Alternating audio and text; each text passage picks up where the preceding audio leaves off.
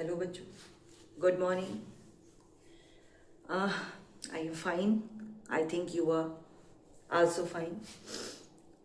तो आज हम बात करेंगे आपके ग्रामर पोर्शन की, जिसमें आपकी जो ग्रामर की स्टार्टिंग्स होती हैं,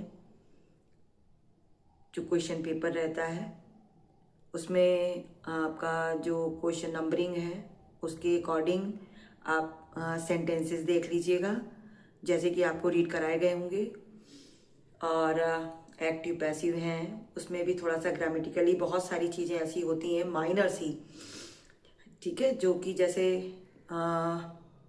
वर्ब है, कौन सी वर्ब लगेगी, कौन सा टेंसेज आ रहा है। तो जब आप सेंटेंस पढ़ते हैं बार बार, जैसे मैंने कहा कि रिवाइज करते रहिए। रिवीजन करने से यह होता है कि आप जब किसी भी चीज़ को बार बार रिवाइज करते हैं तो उसका बेनिफिट आपको मिलता है। तो जो भी सेंटेंस दिया हुआ है उसको आप पहले रीड करेंगे। रीड करने के बाद जो उसमें कहा जा रहा है कि आपको या तो एक्टिव बनाना रहेगा या तो पैसिव बनाना रहेगा। एक्टिव से पैसिव बनाए तो फिर आप उसको मेंशन करेंगे, converted to active to passive.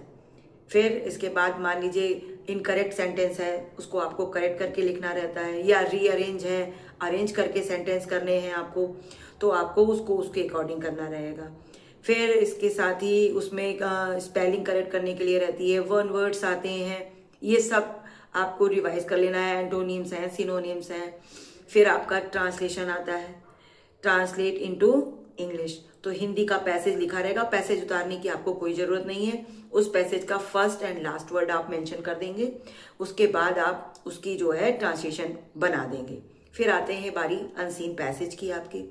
तो अनसीन पैसेज में भी सेम क्वेश्चंस दिए रहते हैं। अनसीन पैसेज मतलब जो आपने पहले से पढ़ा हुआ नहीं होता है, ऐसी कोई एक स्टोरी वो दे देते हैं, उस स्टोरी से रिलेटेड कुछ क्वेश्चन आंसर्स उसमें होते हैं, जिनके आंसर आपको उस पैसेज को बार बार पढ़ने से मिल जाते हैं। तो आपको करना कुछ खास नहीं है, बस आपको उस पैसेज को बार बार पढ़ना है।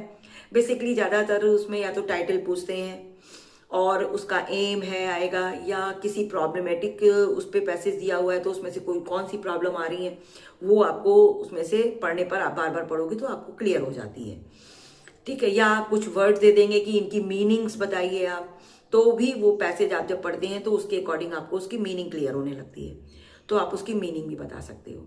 फिर उसके बाद जो है आपका लेटर आता है। लेटर किस बेस पे आ रहा है आप उसको पढ़िएगा, ठीक है। आर्टिकल्स आते हैं, टॉपिक दिया रहेगा आपको, उससे रिलेटेड हिंट्स दी होती हैं। वो हिंट्स जो दी हुई हैं हेडिंग है, वो उन हेडिंग के अंदर आपको डिटेलिंग करनी होती है कि उस प्रॉब्लम से रिलेटेड वो हेडिंग दी होंगी, और उन हेडिंग के अंदर आपको उस प्रॉब्लम को क्लेरिफाई करना रहता है, ठीक है। तो इन सब चीज़ों का आपको ध्यान रखना है। Thank you for watching my video बच्चों। Best of luck for your exams. Be prepare, healthy wealthy and wise. Thank you for watching my video. Like कर लें, सब्सक्राइब कर लें। बाय।